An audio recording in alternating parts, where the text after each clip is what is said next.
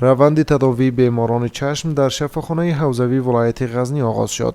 مسئولان ریاست صحت عامه این ولایت میگویند که در سال روان برای دومین بار تیمی از دکتران از سوی وزارت صحت عامه برای تداوی بیماران چشم به این ولایت سفر نمودند.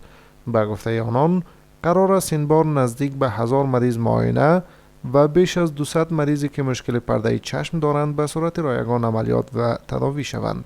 د غزنی کې ورته مریضان زیات وو د بل ځل لپاره د مقام د وزارت نه بل کمپاینر د ولایت تشریحي په واسطه باندې بایشینانی څنګه شاهدان وو تر 200 اضافه عملیاتونه د موږ اجرا کی او د زرو شاوخوا به مریضان سره کتل کی او پی ټي مریضان د سترګو لپاره به کتل کی هغه ته به په لسګونه جوړه عینکې او د ورځ مطابق دوا ورکول کی. از سوی هم بیماران چشم از این که به صورت رایگان مداوا میشوند خوشحالند.